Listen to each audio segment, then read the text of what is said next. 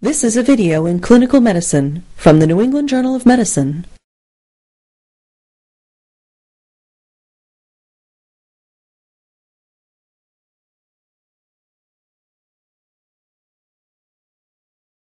Fiberoptic intubation plays an important part in the management of a difficult airway and is recommended by many societies of anesthesia. It is primarily important for the management of the anticipated difficult airway, but can also be used to secure the airway in an unexpected situation. There are different techniques for both situations, the nasal and oral approach in the awake and anesthetized status respectively. The choice of the equipment and medication is primarily dependent on personal preference. This video will demonstrate a nasal approach in an awake patient with a difficult airway and will also demonstrate an oral technique in an anesthetized patient whose airway presents an unanticipated difficulty.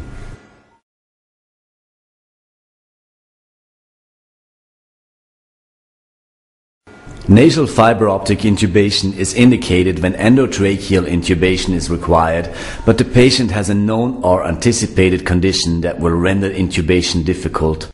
For example, a patient with supraglottic tumor or an abscess in the neck region.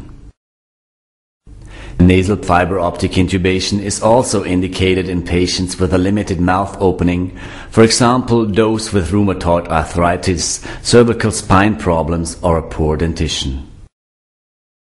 Fiberoptic intubation may be considered when mask ventilation is likely to be difficult, as in patients with a body mass index of 30 or higher, a beard, abnormal neck anatomy, or an airway that allows only limited visualization of the laryngeal structures. Patients with 2 or more risk factors are particularly good candidates for the fiberoptic approach. Lack of patient cooperation precludes using an awake technique, even in situations in which airway management is expected to be difficult. In such patients, general anesthesia should be induced only by experienced anesthesiologists. Oral fiberoptic intubation is indicated in the management of an unanticipated difficult laryngoscopy in the already anesthetized patient, provided that mask ventilation and therefore oxygenation are possible until fiberoptic intubation may be performed.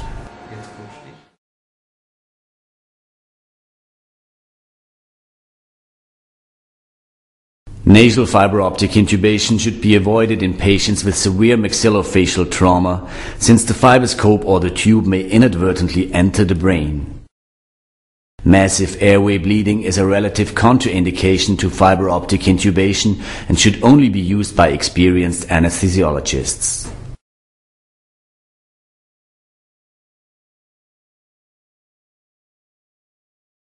Gather the necessary equipment. You will need non-sterile gloves, a topical anesthetic with atomizer, 0.5 milliliters of 10% cocaine nasal drops, which is used for vasoconstriction and local anesthesia of the lower nasal cavity, a 2 milliliter syringe with a local anesthetic such as 2% lidocaine for local anesthesia of the larynx and the proximal trachea, a water-soluble lubricant, a flexible armored silicone endotracheal tube with an internal diameter of 6 millimeters, a 10 milliliter syringe, an anti-fogging agent, tape and a ribbon to fix the tube in place, and a slit oral airway for the oral approach. The diameter of the flexible fiberscope should be between 3.7 and 4.1 millimeters.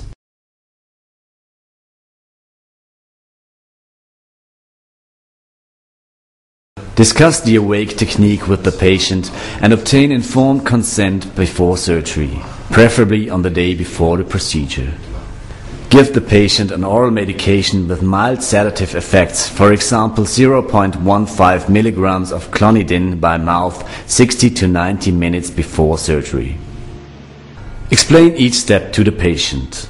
While monitoring the patient, provide 100% oxygen by face mask, administer 2 micrograms per kilogram of fentanyl intravenously, and anesthetize the posterior pharyngeal wall with a topical anesthetic spray. Prepare the inferior nasal cavity by applying 0.25 milliliters of cocaine inside each nostril and close the patient's nose by pressing on both sides with your thumb or forefinger, or ask the patient to do this.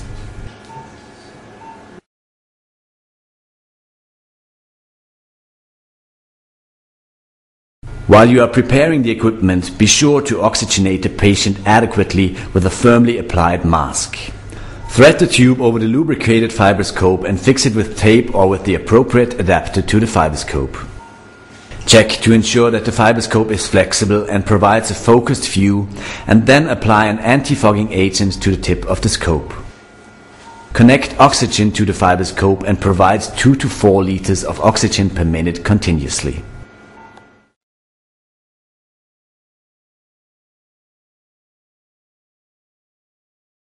Stand above the patient's head and explain each step as you proceed. Hold the fibroscope near its tip in order to get the best feel for the instrument as it proceeds through the lower nasal passage. Direct the fibroscope parallel to the patient's nasal floor. By constantly keeping the floor of the nasal cavity in view, you will prevent upward movements of the fibroscope, which directs it towards a blind recess. When you reach the posterior nasopharynx, ask the conscious patient to stick out her tongue. This maneuver makes it easier to advance the instrument towards the epiglottis. Simultaneously, lift the tip of the fibroscope, making a slight downward movement with the thumb of the hand that is holding the instrument. If a patient is heavily sedated, a tongue traction maneuver is helpful. At the supraglottic region, introduce 1 to 2 milliliters of local anesthetic through the working channel of the fibroscope while administering oxygen to propel the anesthetic into the area. Advance the fibroscope posterior to the epiglottis and through the vocal cords, taking care to avoid any direct contact with the pharyngeal and laryngeal structures. You can facilitate the advancement through the glottis by making a slight downward movement with the tip of the fibroscope. Understanding the difference between the trachea with its rings and its posterior tracheal membrane and the esophagus is important because sometimes the scope is unintentionally advanced into the esophagus. Inject an additional 1 to 2 milliliters of local anesthetic through the channel of the fibroscope. This stimulus will induce a cough reflex and disperse the local anesthetic within the trachea. Make sure the fibroscope remains in the proximal part of the trachea, as only this area is anesthetized. The introduction of local anesthetic within the trachea and the supralaryngeal region will improve patient comfort and render the procedure easier. Alternatively, you can introduce the anesthesia by direct injection via puncture of the cricothyroid membrane. This direct injection technique is reliable, time efficient, and easy to perform. To induce general anesthesia, we prefer etomidate 0.2 to 0.3 milligrams per kilogram of body weight in non-critical care settings. Note that etomidate is not the drug of choice in critically ill patients because it may induce adrenal insufficiency.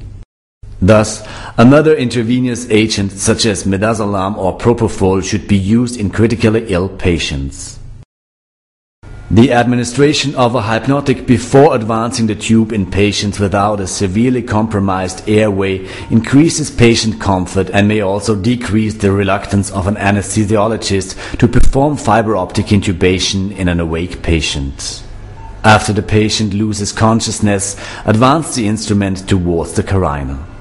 If the patient has a severely compromised airway, do not give any sedating medication, even for the insertion of the fibroscope. Place lubricant at the nasal orifice and on the cuff of the tube. Advance the tube using rotating movements. You may sense a slight resistance at the beginning of the nasal passage. Watch for the appearance of the tube on the screen of the fiberoptic unit and place the tip of the tube 3 to 4 centimeters above the carina. Remove the fibroscope and attach the tube to the ventilation system of your anesthesia machine.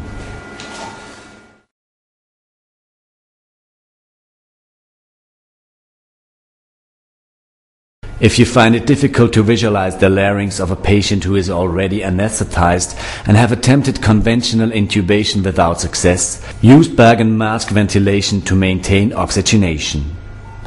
Then place the slit airway in a midline position. Ask an assistant to perform the chin lift and jaw thrust maneuver.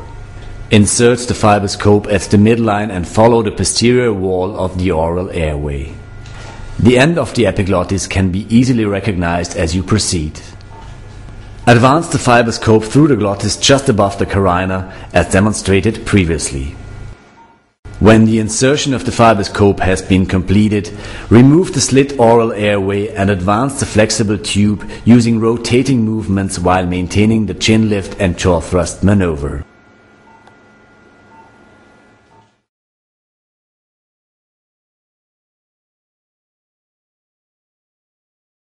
After placing the tube with the nasal approach or the oral approach, confirm that the tube is in the correct position by viewing it directly through the fibroscope. It is also important to check the carbon dioxide signal on the anesthesia monitor, as the tube may have become displaced during the removal of the fibroscope. Auscultation over the stomach and over both lungs in the mid-axillary line should confirm the correct position.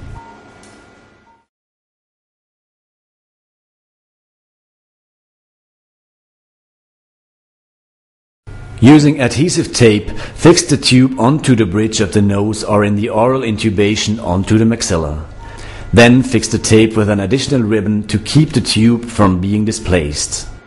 Stabilize an oral flexible tube with the previously used oral airway.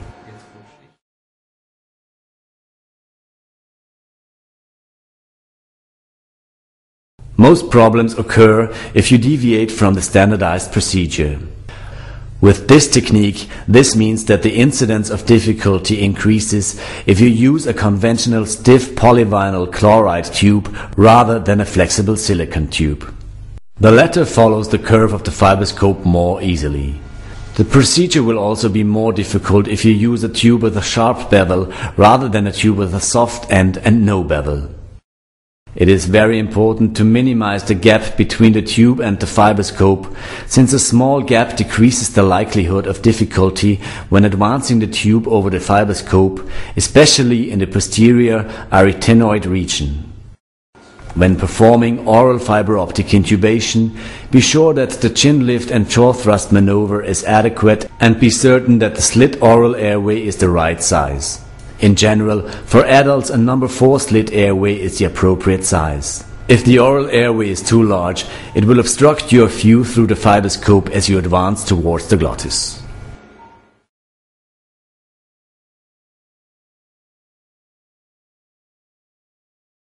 Minor complications include epistaxis, hoarseness, erythema and hematoma of the vocal cords.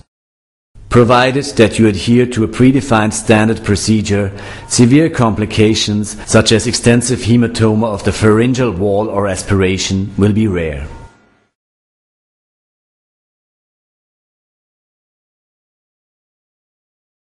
In conclusion, fiberoptic intubation is a standard technique for the management of a patient with an anticipated or known difficult airway. Fiberoptic intubation requires adherence to a strict protocol that is dependent both on personal preferences and local circumstances. This video is intended as an introduction for those learning the procedure. Fiberoptic intubation is best accomplished by those who do it as part of their daily practice.